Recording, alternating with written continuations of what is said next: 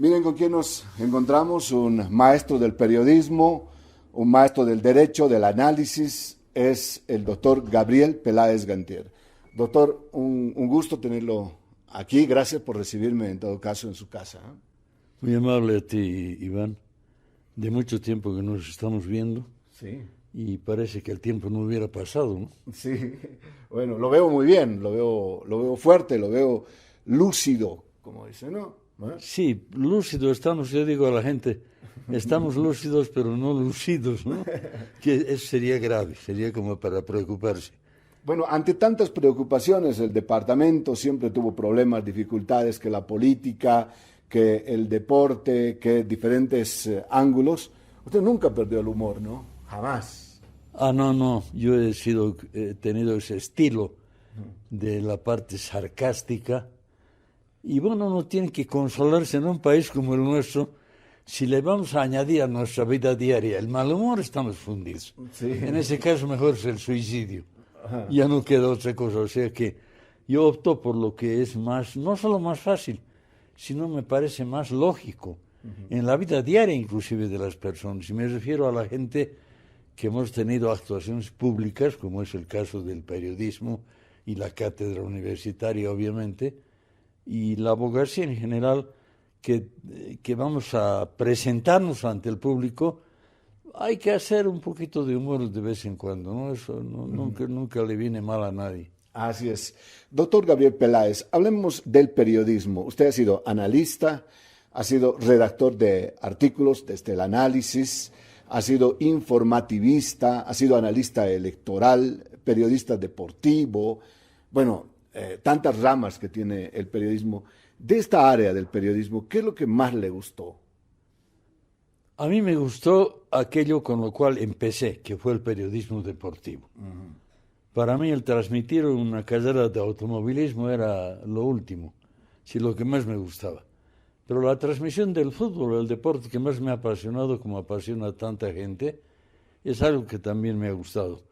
Pero sobre todo el análisis, porque el análisis en cualquier faceta del periodismo es lo máximo que un periodista puede aspirar, porque le permite no solo informar, sino hacer lo que se llama el análisis, o sea, el comentario, el desmenuzar la noticia, el que le permite a uno mismo sacar sus propias conclusiones o dar inclusive consejos a la gente, porque esa es la ventaja del análisis. Yo he practicado el análisis durante muchísimo tiempo y lo sigo haciendo en este momento, en lo poco que puedo, pero me parece que es la parte, en cuanto a mí se refiere, es la parte más importante, la que más me ha gustado practicar dentro del periodismo, es el análisis. Doctor Gabriel Peláez, usted ha sido consejero, ha sugerido en varios temas de libertad de expresión, procesos penales en contra de periodistas incluso. Ha sido prácticamente el defensor de los periodistas en nuestro medio. ¿Le gustó la pega, doctor? Es importante, aunque, bueno, tiene sus peros, ¿no? ¿Por qué? Tiene porque, en primer lugar, hay gente que va a apoyarlo en esa tarea y hay gente que va a considerar que usted se ha equivocado y que no merece ese apoyo. Es que es el riesgo que se corre, el ser periodista no siempre va a recibir aplausos. Mucha gente en la prensa se molesta y dice, esta autoridad de tal y es parte de la hermenéutica periodística, no cabe otra. Se corre el riesgo. La persona que ha resuelto ejercer entre sus actividades hacer periodismo, tiene que estar dispuesta a correr el riesgo de, así como él critica, también recibir crítica. Eso es inevitable, es parte de la función periodística. Por eso la función del periodismo es apasionante, no cabe duda, ¿no? Realmente ponerse frente al poder para buscar un mejor gobierno, se dice, ¿no? Esa es la pega, la razón de ser del periodista, ponerse frente al poder, frente a la autoridad, buscar un mejor gobierno, mejor transparencia, mejores resultados. ¿Por qué en el departamento de Chuquisaca hemos sido tan pobres, ¿no? Tanta cantidad de dinero por el petróleo, ahora por el gas, por una cosa, por otra. tenía potencialidades. ¿Por qué hemos resultado tan pobres, doctor, desde el análisis que usted ha enfatizado? Yo creo que por dos razones fundamentales. Una, que hemos tenido pésimas autoridades. Lamentablemente, nuestras autoridades, casi en su generalidad, no digo en todos los casos, pero en la mayoría han sido muy malas autoridades. O sea, han sido gente sin visión de las cosas. Y otra, el que Chuquisaca nunca ha tenido en los últimos 20 años o 25 años, no ha tenido objetivos. O sea, esas mismas autoridades o las instituciones como tales no han sabido señalar el rumbo que Chuquisaca debería haber seguido. O sea, ¿qué debería haber sido Chuquisaca y Sucre en particular? ¿Un centro médico? ¿Un centro universitario? ¿Un centro turístico? No sé, nadie lo ha dicho. La misma Corporación Regional de Desarrollo, que fue el ente último que manejó dinero y se supone que debería haber manejado objetivos, gastó el dinero en varias cosas, pero en ninguna en concreto.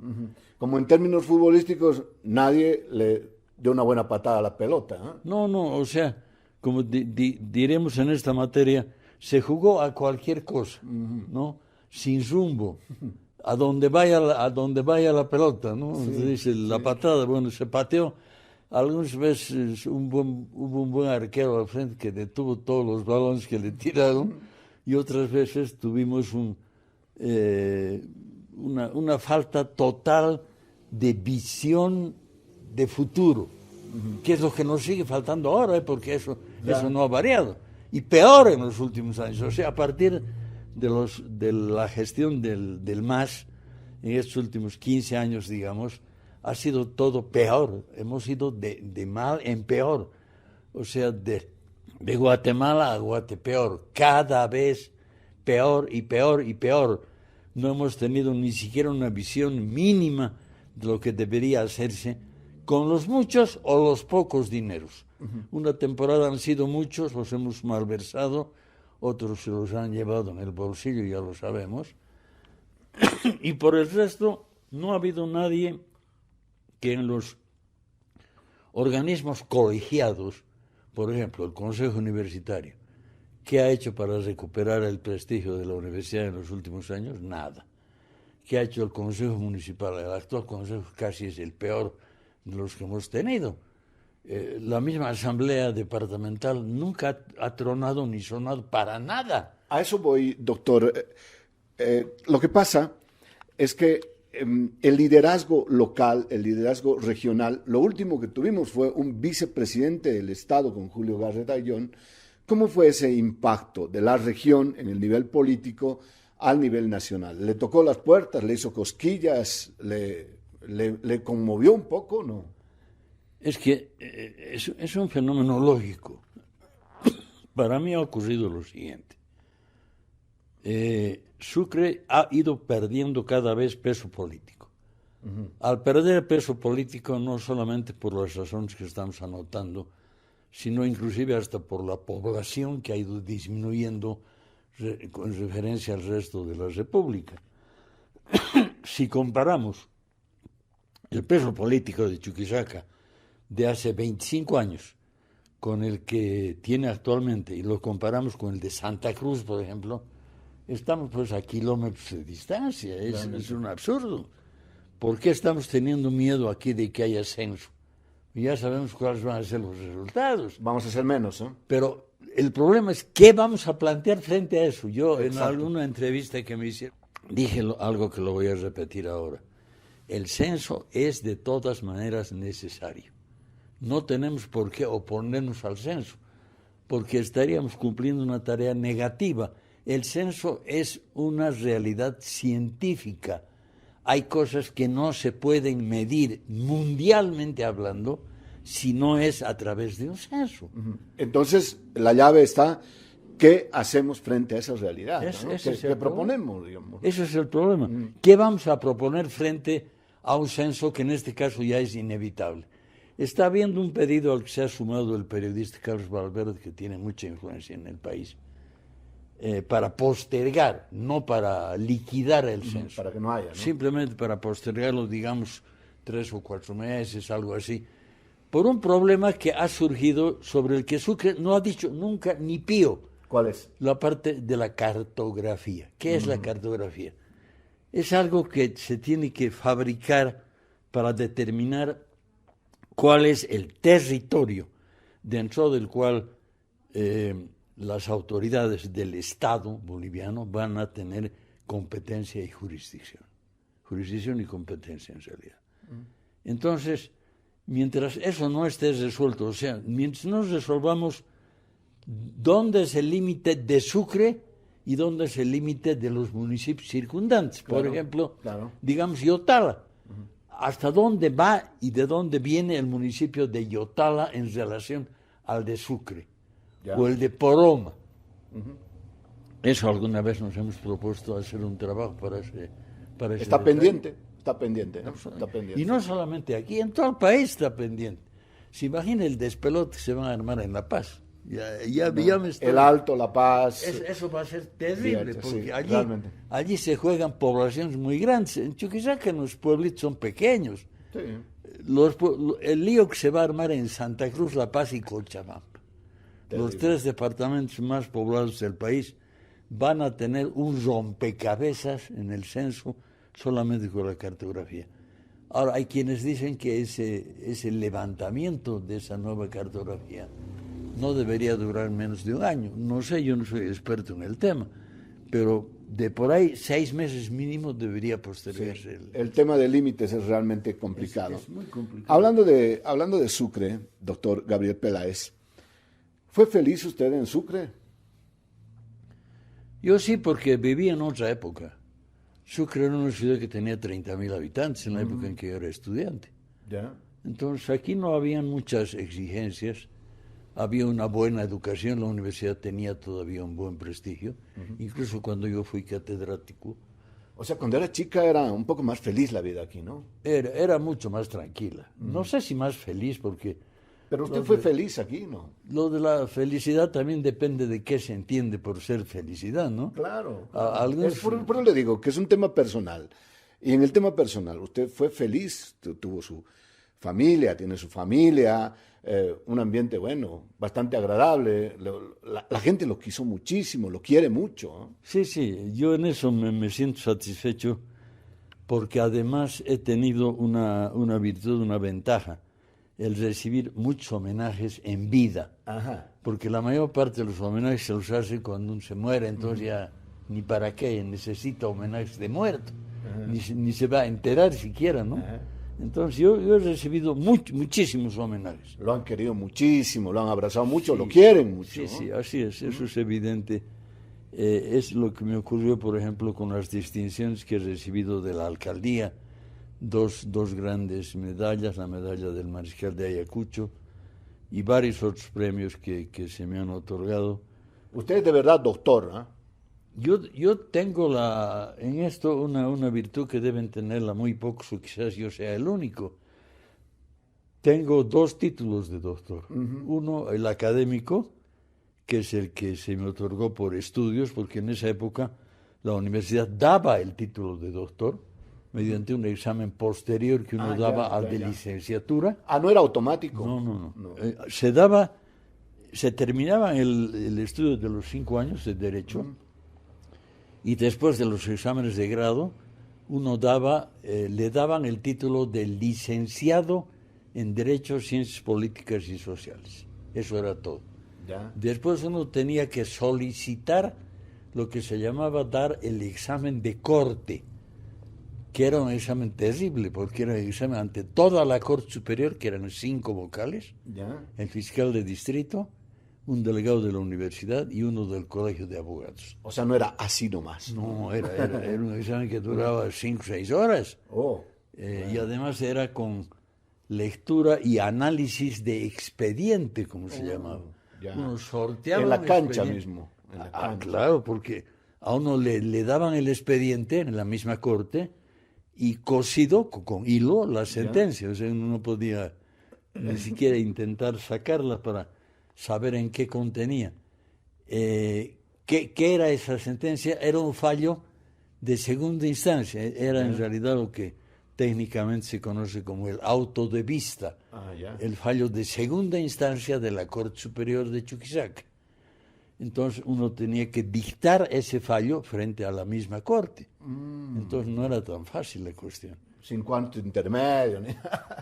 Bueno. Nada que ver. Uno le daban para que estudie el expediente y lo que uno defendía era el nuevo auto de vista, lo defendía ante ese tribunal.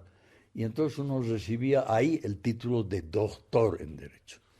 Doctor. Y yo he recibido un segundo que ha sido el de doctor honoris causa. Ese ha sido por méritos, no académico. Qué lindo, que fue hermoso. O sea que, y en periodismo he hecho también, en prensa escrita también he hecho. Claro. Mucho tiempo de diarios. Correo del Sur. La Capital, que era un diario. La Capital, claro. Un diario. Un semanario. Un diario, llegamos a sacar diario de la Capital. Después y luego se puso a semanario, ¿no? A semanario. Sí. Y además llegamos a sacar un periodismo... Prensa libre también, usted hacía artículos. Sí, y después hicimos un periodismo de humor. Ya. Que no me acuerdo qué se llamaba. Me parece que salía cada semana. Era un periodismo de humor. Se llamaba, ahorita me voy a acordar el nombre de ese semanario de humor. ¿No era el Moscardón? El Moscardón, exactamente. El Moscardón, porque era la mosquita que pica. Ya. Era el Moscardón con caricaturas y demás, artículos en broma. Muy interesante. Muy pinchador, pinchador. Me encanta ese tipo de periodismo. Es muy interesante. Muy creativo, ¿no? Sí, y además hace reír a la gente y eso es muy bueno, que la gente se ría de vez en cuando. Claro. Además que los políticos nos damos motivos para reír. Por supuesto. Un material. Inagotable. Doctor, ¿hay un más allá? Usted creyó firmemente en la fe. Nosotros creemos que hay un más allá, los católicos, los cristianos. ¿Usted qué? Yo no creo mucho en esas cosas, le digo. No soy de los que creo en el más allá. No hay más allá. Para mí no. Yo creo que todo se acaba, uno muere y bueno, se acabó, pues, ¿no? Ya no hay nada más que hacer porque, además que hasta el momento no ha habido un solo caso que científicamente se haya probado que alguien ha vuelto del más allá. No creo que se pruebe porque precisamente no había... En 2000 años hubiera habido algo, o más de 2000, que tiene la humanidad desde que el hombre... ¿Pero se aferró usted a la fe católica? No. No, yo no soy muy creyente de esas cosas en realidad, ¿no? Porque considero que la ciencia se acaba al final imponiendo con sus criterios, ¿no? Y hay que saber también ponerse en el término medio. No por ser ciencia vamos a decir que no sirve, o vamos a criticar la fe del que quiere creer, que crea, ese es su derecho. Bueno. En eso yo no tengo ninguna discusión, puede creer lo que le Usted se aferra a la libertad. Yo me aferro a nuestra misma Constitución dice que el nuestro es un país laico, no actúa como tal, porque el mismo gobierno y el mismo Estado está muy supeditado a las creencias religiosas. Porque le conviene también al Estado. Claro. Le conviene estar con la gente que es creyente. Entonces, él dice que ser creyente, pero no lo es mucho tampoco. Eso depende de la conveniencia del gobierno, de lo que está ocurriendo en cada momento y de la conveniencia que tiene el partido político que está en gobierno, ¿no? Doctor, quiero hablar sobre la verdad. Cuando uno tiene la verdad, la tiene que esconder, la tiene que camuflar. Ahora que se habla de tanta noticia falsa, de esconder un poco, de camuflar, de maquillar la verdad. La verdad, cuando uno tiene la verdad, la tiene que defender, la tiene que esconder. ¿Qué tiene que hacer con la verdad? Porque es realmente una buena herramienta como para enfrentar la vida, ¿no? Pero es muy difícil, ¿eh? Es muy difícil llevar... El que está en función periodística tiene que llevar por delante la bandera de la verdad. Le cueste o no, porque si no es preferible que se dedique a otra cosa. Porque ahora en otro tipo de actividades depende al final de cuentas de qué es lo que uno se está dedicando, ¿no? porque si no le es algo muy costoso el defender la verdad, bueno, sabrá a qué se atiene, si no va a ser mucho el daño que ocasione al no decir la verdad, o si está obligado a ocultarla, bueno, será una cuestión de conciencia personal, ¿no? En periodismo yo entiendo que no hay término medio, o se está con la verdad o se está en contra. No hay término No hay medio. término medio, porque además, como dice este periodista famoso Oppenheimer, no puede haber neutralidad, o sea, no se puede ser neutral frente al conflicto entre Rusia y Ucrania, por ejemplo. No, usted no puede ser neutral. Yo me pregunto, ¿cómo Bolivia ha votado por abstenerse? Me abstengo, es lo más estúpido que puede haber. ¿Cómo se va a abstener? Lo que pasa es que eso es favorecer al que está con más fuerza del otro lado, que en este caso es Rusia. Sabemos por qué Bolivia favorece a Rusia, por cuestiones ideológicas, pero no es justificable desde ningún punto de vista. Doctor, la última. El periodismo, ¿cómo ha cambiado? Por lo menos en cuanto a instrumentos, en transmisión. Usted viene del disco de vinil, viene de las cintas grandes, viene de los cassettes. El modo mismo de transmisión de datos, ahora con una pequeña cámara, un celular puede hacer transmisiones remotas, ha cambiado tanto. ¿Le gustó ese cambio, doctor? Mire, yo pertenezco a la generación de analfabetos en materia digital, porque ya no nos ha dado tiempo esta transformación digital, no nos ha dado ni tiempo para pensar. Sí, no hemos podido ni acomodar. Es un pestañazo fue todo. Sí, no, ha sido de golpe y no nos hemos acomodado hasta ahora. Nos cuesta utilizar el celular, utilizar esos terminitos tan en idioma inglés. Ahora el que no sabe inglés está fundido. Sí. Entonces ha sido un cambio muy, muy radical.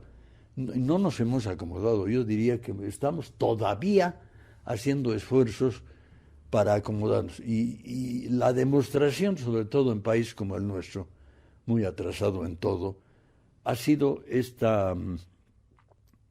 la pandemia que nos llevó a la educación virtual. Comenzamos con la parada de decir, no, es que nosotros ya nos vamos a acomodar a la educación virtual, que la gente joven, ¿qué nos ha pasado? Ha sido un fracaso total. Ha sido. Iván se ha ocultado, lo ha dicho un profesor que es experto en estas cuestiones, lo ha dicho, no podemos ocultar el fracaso de la educación virtual en Bolivia. Por Dios, ha sido una barbaridad. Estamos ahora más atrasados que nunca. Y eso no vamos a repararlo diciendo que vamos a apurar un poco la asistencia presencial. No vamos a suplir, es imposible, no hay forma. Pero bueno, tampoco podemos decir, paren esto. Claro, paren y no haremos nada, eso es imposible. Tenemos que acomodarnos en lo que esté a nuestro alcance. Porque ¿qué hace un chico de la escuela que no tiene ni para comprar megas? Pues o compra o no compra. Claro. Si no, ¿qué va a hacer? Si tiene para un celular o no tiene, pues por ahí hay que empezar. Además no va a evitar que el chico que se sienta con él, que tiene más platita en su casa, se compre pues, un celular mucho más moderno. Eso claro, no lo va a poder evitar. Bueno, doctor Gabriel Peláez Gantier, le agradezco muchísimo que me haya recibido aquí, en su casa, aquí sobre la calle Padilla. Le agradezco muchísimo el afecto, como siempre, de Radio La Plata, del periodismo que cuenta, de los medios de comunicación, de televisión universitaria y de tanta gente que lo ha querido, que lo quiere y lo ve muy bien. Un abrazo. Yo le agradezco, Iván, ha sido para mí una sorpresa, muy grata, por cierto, que venga un comunicador con tantos años de experiencia y con el suficiente prestigio como el que usted tiene, a hacerme esta entrevista y se acuerde de mí, como yo me acuerdo todo lo que creo que he dejado de enseñanza, he dejado en defensa de los intereses de Chuquisaca, que lamentablemente están también muy a menudo destrozados con una división suicida, con dos comités cívicos, todos peleando entre sí, en política ni hablar, porque estamos en niveles de desastre, nuestra universidad por los suelos, en fin, hay cosas que son lamentables y de las que lamentablemente así nomás no vamos a salir. Vamos a necesitar entre 5 y 10 años, por lo menos yo le calculo, para poder salir adelante, para poder volver a lo que Sucre tuvo en su historia, porque yo le digo esto y lo estoy advirtiendo con tiempo necesario. Me temo que lo del Bicentenario va a ser otra fumada. Me temo. Y lo estoy diciendo con varios años de anticipación, porque el Consejo Nacional del Bicentenario, nada que ver. No aparece por ningún lado, se le ha dado la presidencia a una persona que yo no conozco, no tengo nada contra él, pero un médico no era pues la persona apropiada para presidir un comité de ese tipo. Hasta el momento no se vislumbra ninguna obra importante en beneficio del futuro de Sucre, porque había que haber pensado en eso. O sea que nuestras perspectivas realmente son un desastre hasta este momento. Tengo que decirlo con mucha pena, pero a propósito de lo que decíamos, que la verdad hay que decirla o no decirla, yo creo estar diciendo una verdad, aunque me duele como defensor que he sido siempre de los intereses del pueblo que me vio nacer, voy a seguir siéndolo hasta que la vida me lo permita. Muchas gracias, Iván, por esta oportunidad que me ha brindado. Muchas gracias con el maestro del periodismo, de la docencia, de los intereses de Chuquisaca, del análisis, don Gabriel Peláez.